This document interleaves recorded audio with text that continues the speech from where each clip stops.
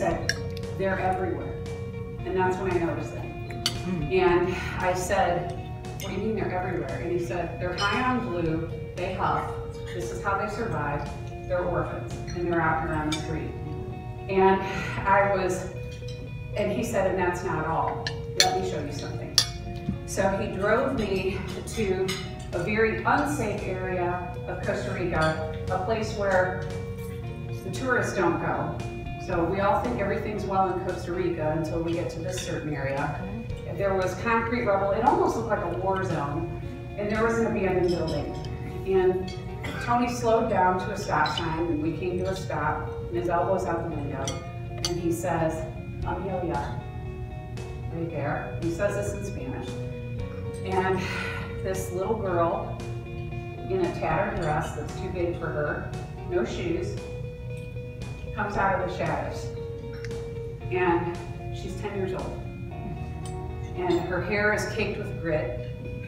Her legs are covered and her arms are covered with bruises. Sorry, I get a little emotional about this. And she approached the van and she asked Tony, did you bring me a gift or did you bring me a client? And he said, Angelina, meet Amelia. I'd never seen this before. I'd never been exposed to this. And I said, what do you mean? What does she do? And he responds, she's a prostitute. That doesn't register with me because a 10-year-old child, any child, cannot be prostituted. They're an abuse victim. So I said, can you put her in the van? He said, absolutely not.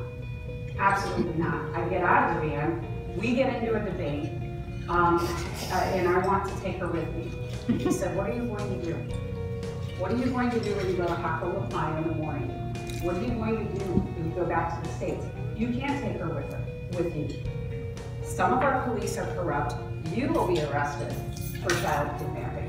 You need to get back in the van. So I took my passport out of my purse and some other pertinent information, and I laid the purse on the ground, and I pulled some of the paper currency out, and I left it for her. I said, at least, and he said she has a quota that she has to make, and if she doesn't make that quota, they won't feed her. So what did I do about Amelia? Nothing. I left her there because I didn't know what to do. I did not know what was involved in saving a life. The entire focus of my research changed, and I started to learn about human trafficking. And that quest has taken me around the world. And I know that Randy wanted me to talk about the trip to Moscow, and if we have time at the end of the presentation, we can do that. The point was, I began to observe social behavior, to get into the human psyche and the spirit, and to always ask questions. And this gentleman right here, I have to credit him. This is John Torres. He used to be the assistant director at the Department of Homeland Security, and he's really the gentleman that kicked off the research, the passion, the fun. I was a graduate student at George Washington University's Graduate School of Political Management, and I put together a TIPS program, and that stands for Trafficking Intervention Protocol Services.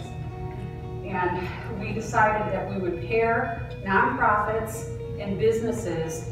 We started out across the country, and it's now gone global. We would teach people, educate people, and do outreach about the subject of human trafficking. This gentleman right here they call him Lucky Lee. He is actually a strip club owner in Moscow. And they have a real situation in Moscow, and what he did, he was actually in real estate. He wasn't in the club business at all. But what was happening was so many girls were getting trafficked to Moscow and out of Moscow through gang units, through gangs, and brought into the US, and actually also in Costa Rica. And that surprised me to see a lot of female prostitutes that were of Russian descent in a brothel in Costa Rica. At the time, I didn't connect it, but it was trafficking. So Lucky Lee actually went out and bought a strip club and turned it into a Cirque du Soleil type of entity, and the girls own it. So he said, look, there will always be women who are in this business, and he said, I want them to own this, and we aren't a brothel. So that was the idea behind, and he suffered a lot of pushback, as you can imagine, from some of the gangs in Russia, but onward he continued. So I'm not sure if I'd adopt his philosophy, but it certainly was unconventional.